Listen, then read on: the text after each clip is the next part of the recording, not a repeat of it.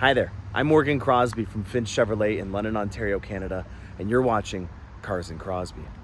This is probably the most bittersweet episode that I've ever filmed.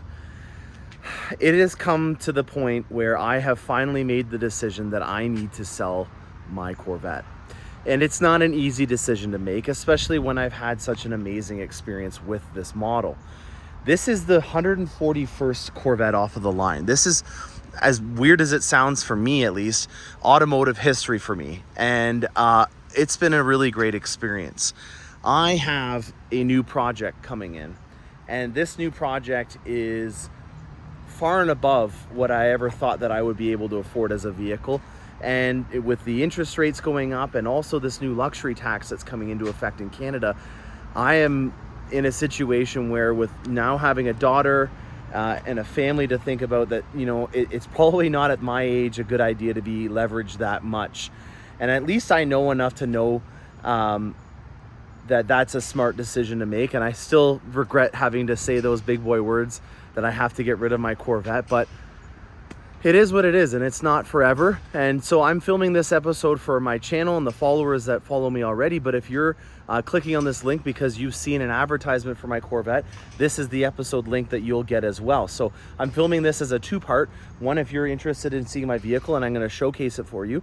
And for the people that are on my channel, you're going to get to see how I do a selfie. A selfie is when I sell myself or do a deal on my own, when I physically own the vehicle on my own. So we're going to go through my Corvette and do everything that I would normally do when selling a vehicle on this episode. I'm going to evaluate my Corvette based on what features and options it has on it, what accessories I put on it, what kind of wear and use is on my Corvette, and evaluate the selling price on what I'm asking for. And then in a later episode, once I do eventually sell my Corvette, I will follow up with you guys on what that is. So on this Corvette episode, we're going to evaluate a used Corvette, which happens to be mine. And if you're interested in buying my Corvette, this is all about it.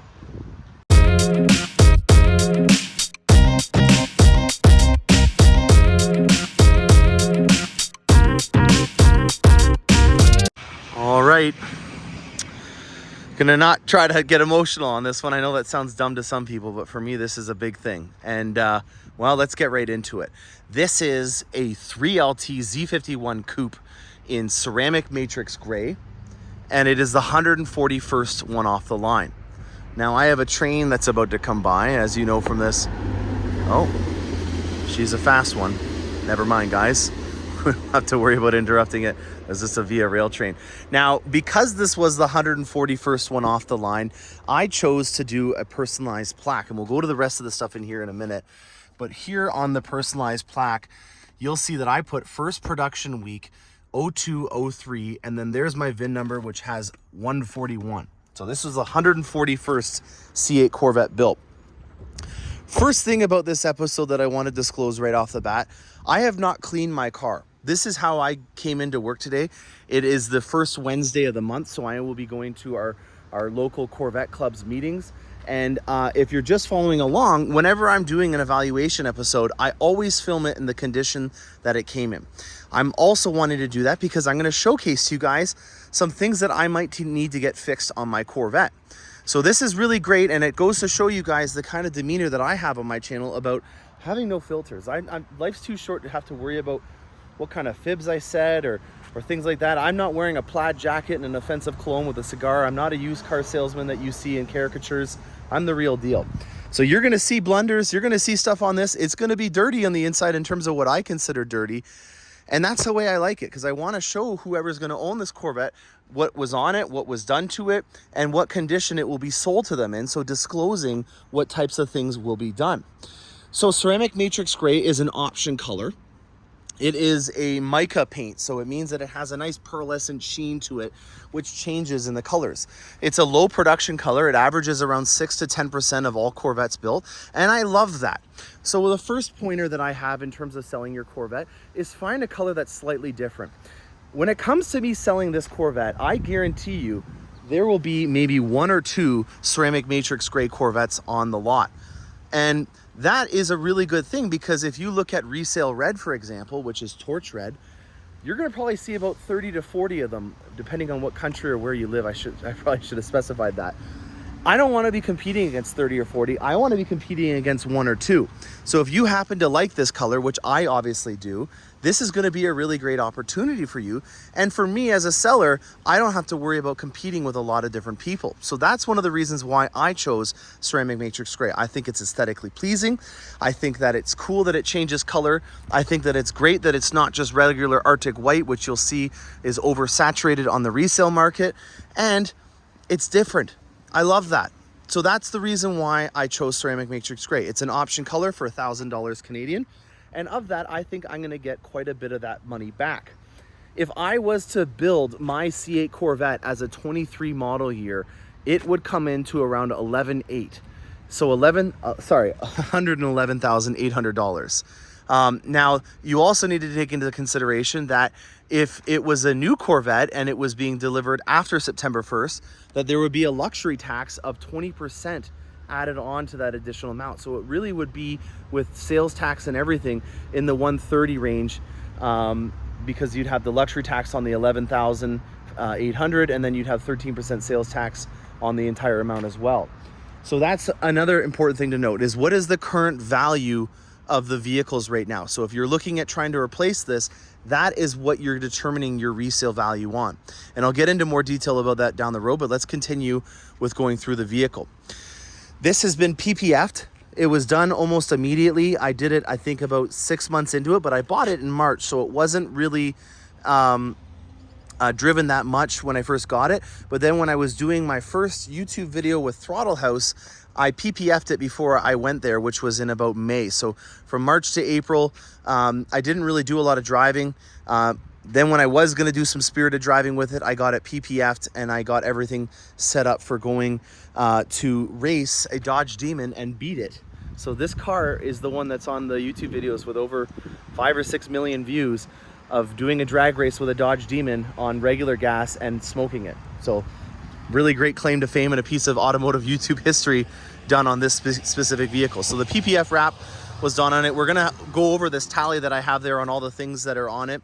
I have the ACS Composites 1VM splitter on here. So this is, in my opinion, the most durable, cost-effective way to be able to make the front splitter look a little bit more stylish than the one that comes from the factory. These are my Vossens. So this is a 20-inch in the front and it is a 21 in the back. I have 2 sets of, I actually have about 4 or 5 sets of tires. I shouldn't lie.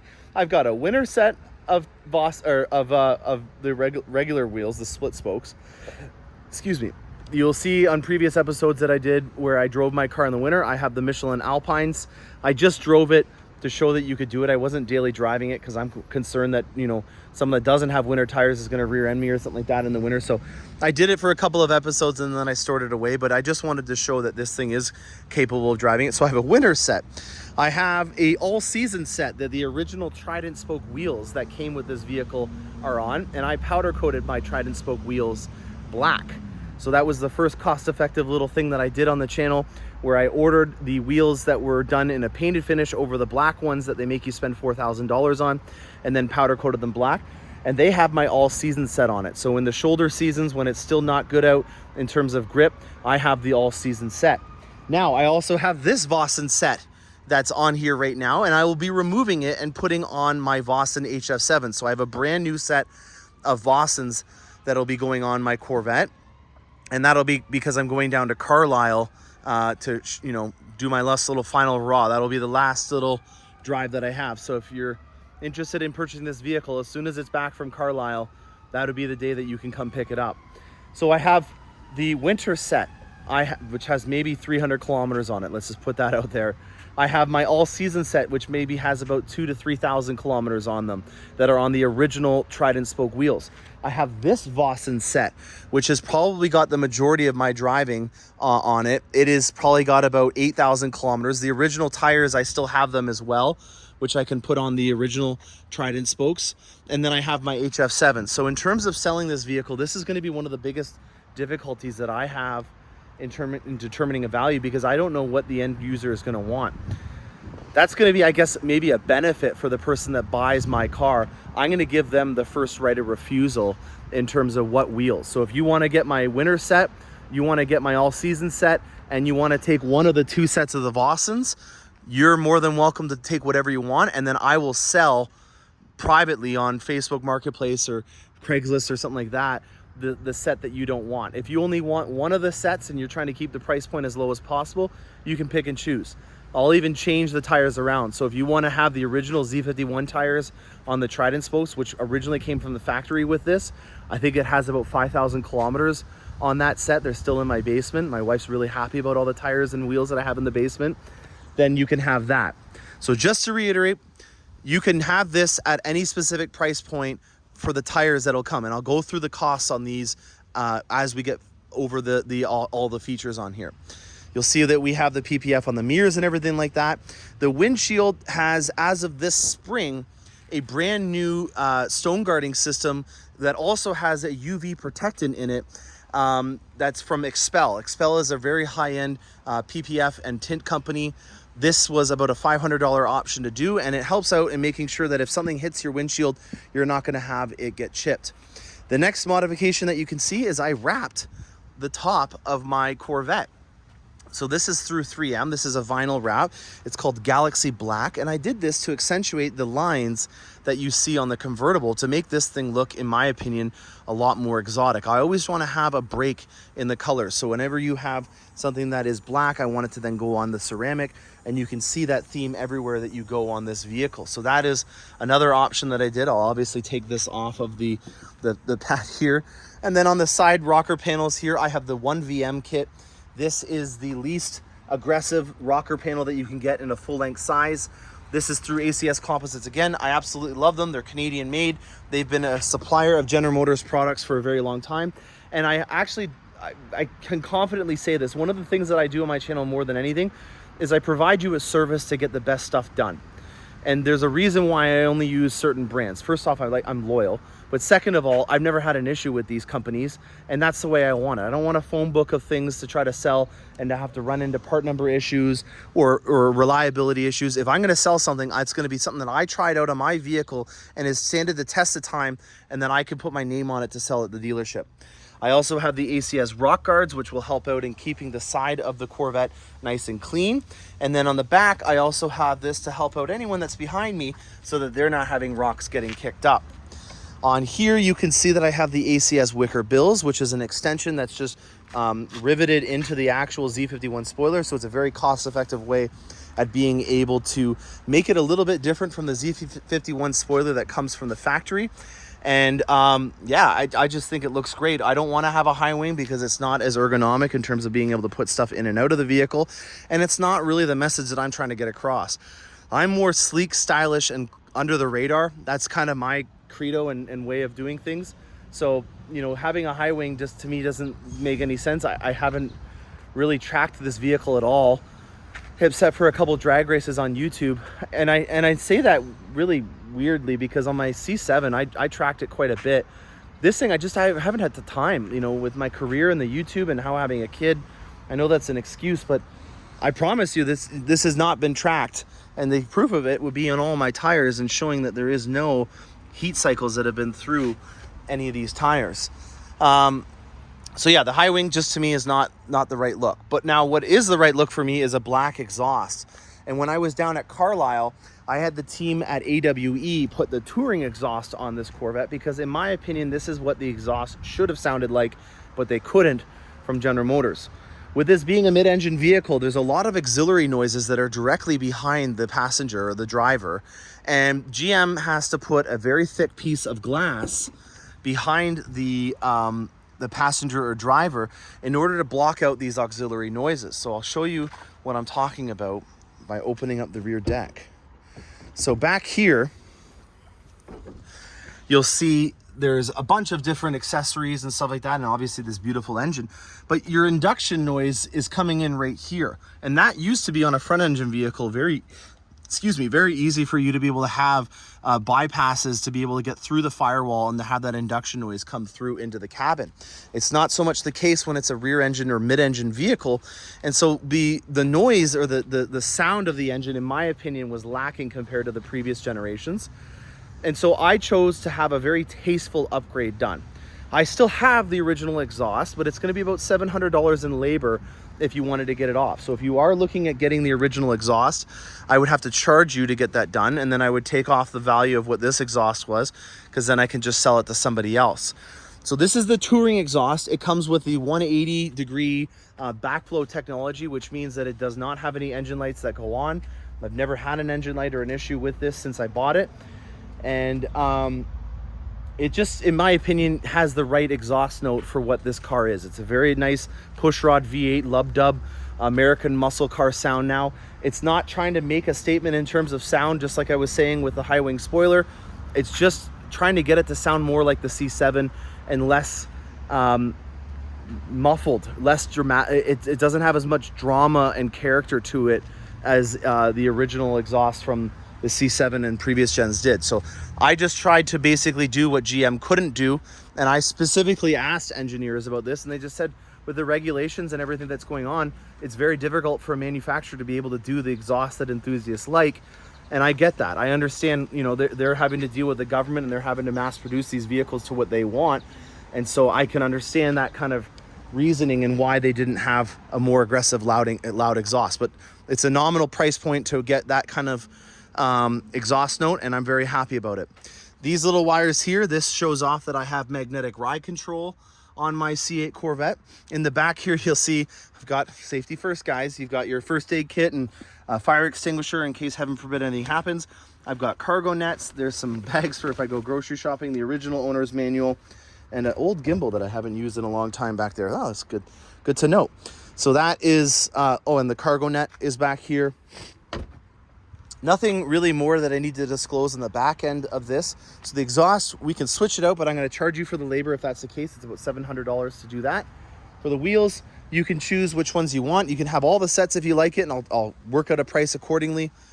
For the inside, this is a door sill that's illuminated, and I chose this option to do for a couple of reasons. One, I can take back the original door sill and put it in and give you a brand new door sill. You'll also see that this has been PPF, so the entire area here is pristine and brand new. You can take this off if you like, or if you want, you can leave it on. So this entire door sill area has been PPF'd. You'll see that I have the carbon fiber option for the interior, and I have a jet black interior, just to make sure that I keep it looking as clean as possible, because there's, you know, life that goes by. I've driven my Corvette. As of right now, I believe it has about 25,000 kilometers on it. We'll see in a second here when she turns on. 25,648 is the odometer reading right now. We got my mode selector. I also have the front lift option on my Corvette. And it's a 3LT, so everything in here is wrapped in suede on the top headliners. You got a beautiful stitch design pattern on the removable top. You've got things like garage door openers, live stream camera mirrors, the loudest sound system that Bose has ever put into a vehicle, heads-up display, heated steering wheel, heated and air-conditioned seats. I can go on and on. It is an amazing vehicle in terms of what you get. So that is a walk around on my Corvette, front to back, with all the accessories that I can remember off the top of my head. And I've worked out here a list of all the things. And I was actually, as I was walking here, I found a pencil in my car from when I was golfing, and I had to add a couple of things. So we're going to modify this as we go. So let's go through this. This is the cost on all the stuff, and there might be some labor. This is all pre-tax amounts, because obviously if I sell this out of state or something like that, the tax is not going to be something that I can you know, complain about. That's just life, the tax. So the tax has all been taken out of any of these things. Oh, I missed one of the first ones, the Grille Guards, to make sure that my front grills are protected. So the Grille Guards from Custom Grille Guards were $150 to do after exchange rates and mailing. The front 1VM splitter, I'm gonna just walk through actually and hold this list instead of doing that. So this 1VM splitter, $650. The rocker panels with installation was $25.50 to be done. The Z51 Wickers in the back here was $589. The ACS Rock Guards for the front and the back was $654. There's jacking pucks that are underneath my Corvette to make it so that it's always lifted in the proper place in case I'm going to a place like an emergency for a flat tire or something like that. The technician doesn't have to be a rocket scientist to figure out where it needs to mount it, because the jacking pucks are left on my vehicle. That's a really cool tip for $130. All-weather floor mats. I love them. I don't ever use the carpeted ones. They just get wrecked. They're hard to clean. All-weather mats all the time. That's the way I do it. Cargo liner, you saw that in the back. The door sills, 150. Sorry, the all-weather mats were 340, and there they are right there. Cargo liners were 220, and there's ones for the front and the trunk. This was 150. The wrap for the top end here, this was $1,100. The PPF for the front end was $2,300. I ceramic coated my vehicle at the dealership, which was $1,350. The AWE exhaust with install was $4,600. The Vossen wheel set with the tires on it, because this is again not the original tires. I had to buy a 20 and a 21 in the back. That was $7,100. The window film for the front was $500, and then the ceramic tint from Xpel was a $350 charge. So grand total of my rough math here is $22,850 pre-tax for what you see on this car right at this second. And I have additional stuff that I didn't even list, like the extra tires and stuff like that. So, you know, all in all, I probably, I don't even want to tell you how much I spend, but it's worth it. I love it. So now here's the fun part. And if this is you following along because you're just wanting to learn how to sell your Corvette down the road, this is now what I'm going to tell you about the resale value. It's great that you spent $22,850, but the next person that's buying your car does not care, and they also know that you've been driving it. So I'm going to go through with you and give you a proper expectation on what certain modifications can get you in resale, because that at the end of the day is going to help me in determining what I'm going to list my Corvette for.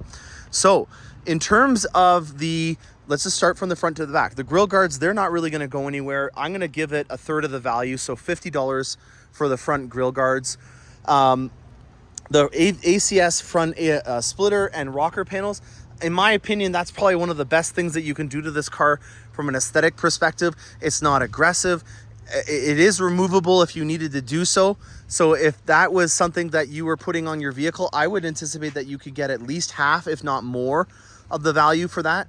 So I'm going to evaluate this ground effects kit that cost me about $3,000 for being about half of the value, just to be safe. So I'm going to give it $1,500 in resale value for the ACS kit that's on here.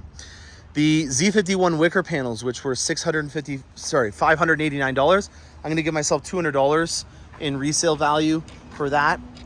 The Rock Guards, again, another $200 for that. This is a big one though. The jacket, the wrap. I'm not giving a penny for this. This $1,100 wrap that I did here, anytime that you do a decal or something like that and it's removable, you can't really give it any value. This is already 2 years old. It's a vinyl wrap. It's not, in my honest opinion, something that's going to be permanent on the vehicle. You're going to probably have to redo it, especially if this is going to become a family heirloom. So that kind of investment, anticipate that you're going to get nothing back for it. So that $1,100 that I put into the wrap, I'm asking zero for that. And obviously that I'm taking off as well. For the PPF though, I want $1,000 in resale. I spent $2,300 on it. It's going to help me out in terms of keeping the condition of the vehicle good, so I can spread that benefit over on the condition side as well, not just for the actual fixed cost. So $1,000 can be added to the value of the vehicle for the PPF.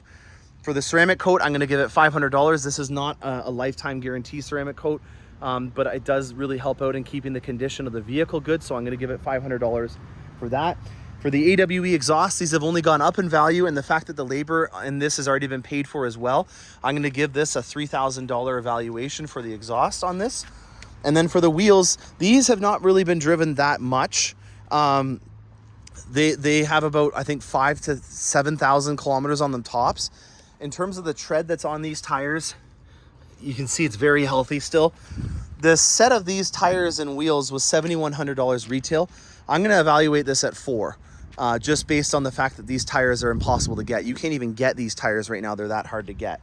I think the next time that you'll be able to get them from Tire Rack will be in about 4 to 6 months. So they're a very rare set of tires. They went for $2,800 just on their own. And the install and the TPM sensors that are in there there's probably $300 in tire pressure monitors alone just inside of that as well. So I'm going to ask for $4,000. So in total, I'm going to ask for about, the tint. So the tint, you maybe get $100, $150, and the front windshield maybe $200 for. So in total, I'm going to ask $9,500 for all the modifications if you're going to get just this Vossen set as you see it. So as is right now, I'm going to ask for an additional $9,500 for my Corvette. and you get it the way that you see it. And I think that that's a fair evaluation. If you're looking at trying to consider this to be an investment that you're going to get your money out of, you shouldn't. I'm looking at this as it's a $1,000 item. I'm going to enjoy it and get half of my money back. That $500 is going towards my own enjoyment. And if you can't justify that, then you shouldn't put it on your vehicle. And I see it day and day again where somebody comes in with a heavily modified car. This was actually an LTZ Silverado that I did a custom job for somebody. This has all been done in vinyl. All this has been done in vinyl. This is one of my earlier Cars and Crosbie projects that I just took back in on trade. You know, you can see right away where we did a custom job because the parking sensors, the sticker decals fell off on there. We painted the front end. You can see that the front end is starting to chip a bit because it's just got chrome underneath it because it was an LTZ. So those are types of investments that, you know what, you did a great job. They didn't have the Trail Boss or the AT4 available back in 2020 when I did this this project. We even did the custom Redline edition wheels. So this is all custom work that we did on here to make it look like a Redline edition, even though they didn't make one. So I've been doing custom projects for a while. And so I even have these clients of mine that are trading them in just like that one. And that's case in point. You got to justify the fact that nobody else has a look like that. You had some fun while you were looking at it, and you're going to get a portion of that value back, but don't expect that you're going to get all of it back. So I have 26,000 kilometers on my C8. It lists right now for $111,800. But I have 186 people on my waiting list. Right now, I would say that it's going to take you about 2 years, depending on which country you live in, to get a Corvette. Who's to say what the resale value of them will be then? My guess would be that they're still going to be very good. And I've done a couple of episodes on this specific topic. There seems to be a lot of controversy in terms of what dealerships can charge for a vehicle or what a used Corvette can go for.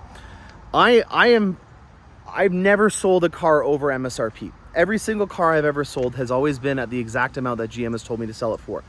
But there's a difference between selling a new car at MSRP and what the live market value of a vehicle is. Once it becomes used, it's whatever the market dictates that this vehicle is worth. And at this point right now, with there being a 2-year waiting list and inflation creating price increases of $3,000 to $4,000 every couple of years on the vehicles, it means that for you to be able to get this vehicle now, it's going to be probably more than what it lists for. So I looked on Auto Trader USA. I also looked at Auto Trader Canada. I'm just trying to get away from that car alarm. That's a bad one. I looked at Auto Trader Canada, and right now for a 2020 that's loaded up like mine, and it's a Z51. I don't know if I mentioned that. They're going for about $125,000 or $100,000 American. I think that that's a fair evaluation when you consider that you could skip the line for $15,000 and getting a Corvette right now. For me, that is a fair cost-benefit analysis. For me to be able to skip the line, get something that I don't have to wait 2 years for, build memories, go to trips, have your kid go to graduation in it, all that kind of stuff. In the grand scheme of things, if you spread that out over a 2-year period where you put your name on my waiting list, drove this car for 2 years and then traded it back in, and it cost you $15,000, and then you bought a car from your dealer or me at list price, that is, in my opinion, a huge win. Because I'm not trying to make this a loaded statement, but I don't want to guarantee it, but I wouldn't be surprised if you could trade this car in for the list price of what your new one is that you built. So let's say that you ordered a twin to what I had right now, and it took 2 years from now. You bought mine for the price that I'm going to evaluate it in a couple seconds on. I would bet you that you could probably trade it in and have a straight wash when you did that. So that to me is the logic that makes sense the most. How much is your time worth? For me, you can't put a price on time, especially when you have a kid and your career and everything is pulling you in different directions. Anytime that I get a few hours to do something, I take that for granted, and I'm trying to slow time down now because I just can't get it. It's the most valuable asset in the world. You can never make it, and you can never get it back. So not to be all philosophical, Hallmark, if you're looking for a sponsorship with me, I'm interested, Hallmark. But yeah, that's my evaluation. So $125 is what this thing lists for as a fair market value as of right now in the beginning of August. In terms of production, we're doing good, but at this point, we're averaging about 186 Corvettes a day. And if I have 186 Corvette deposits just at my dealership alone, and there's 3,000 dealerships, I think, in North America, I think you can understand right now that there's a huge list of demand. So they're not catching up. It's not like they're just firing up an extra shift, or there's a second plant that just opened up and all of a sudden you're going to see a windfall of Corvettes. This is not changing, and we're just hoping that we continue to build them and that there's no more setbacks. So if everything goes according to plan and you got onto a list, I would anticipate 2 years, regardless of what the world throws at us. That would just add more to it. So there's even more to add to your calculation. And then I have $9,500 for the accessories that I had. So I'm going to be listing this car for $135, and if there's some more accessories that I can think of, I can add it. I'll probably list it for $137, including the second set of wheels, just to start off with a higher price point. But then if you don't want the Vossens, or if you don't want my original set of wheels, I would sell it to you for $135. And again, you can pick and choose. I really don't want to take off things like the ground effects or the rocker panels, because I don't really feel comfortable selling used Corvette accessories through my dealership. I want to always be putting new stuff on. But that to me is a fair price. So if you're interested in buying Cars and Crosbie's 141st Corvette C8 off the line, it could be yours for $135. And that is my evaluation. Now, in terms of what I need to do to get this thing ready, well, let's just look around the vehicle. I definitely need to get a detail. There's some excess wax that's in here. The full interior needs a steam, and the leather needs to be treated. That wheel looks good. There's no issues with that one. I know that there's one of my wheels that I need to fix. That's why I'm going around here. Here we go. That needs to be fixed up. That can be done easily through a company that we use. Other than that, I don't think there's anything else. There is a stone chip that penetrated my PPF. In my honest opinion, it doesn't make sense for you to take that PPF off and to fix that. It's better to just leave it the way it is, unless you're really wanting to get into the aggressive reconditioning costs to make it back to what it is. But I don't raise garage queens. I drive cars, and I hope that the next owner does that as well. So if that's the case, we can look into it, but I wouldn't suggest taking off the PPF to fix that little minute divot in the front. I did do the transmission service at 12,000 kilometers. I have done all my maintenance, obviously, and it's all on film for this Corvette. So that's all been done on a regular basis. I have not had any issues whatsoever with my Corvette. It's been an absolute dream, and I'm really excited about being able to pass that on. Hopefully this person lives local. The person that purchased my C7 Corvette, Danny has become a personal friend that I reach out to, and we talk, I would say, almost every other month. And we've been doing that since I sold my Corvette back in 2020 or 2019. So I built a relationship with the previous person that bought my Corvette. I actually tried to buy it from him after a couple glasses of wine into me the other day, and it didn't work out. He didn't want to sell it back to me, and I understand why. But I still love it. And maybe one day we work out an agreement where I can buy this back if you don't end up turning it into a family heirloom. I'm still very reluctant to sell this. I really do not want to, but it's a matter of cost and money. And once you know what the future project is, I'm sure you'll be able to understand why I had to justify that at 33 years old with a 3-month-old daughter and a mortgage with the rates and everything going up. So enough about my situation, but again, I don't have a filter. This is my life, and this is what I do with this channel. I hope you guys enjoyed this episode. If you guys are listing your Corvette, or you want to sell me your Corvette, I'm interested. I would love to be able to help you out with that. I bought 2 C8s last week alone. I'm always looking for more Corvettes on my lot. I think right now I have about the budget for about 3 or 4 more Corvettes. So if you're interested, I would be honored to be able to help you out with that, because we always have things coming and going, and it's just a really great time here at Finch Chevrolet. So I hope you guys enjoyed this. If you're interested in buying my Corvette, reach out to me, pass this email or this video along to someone else. I hope you enjoy it. Thanks a lot for watching, and happy motoring.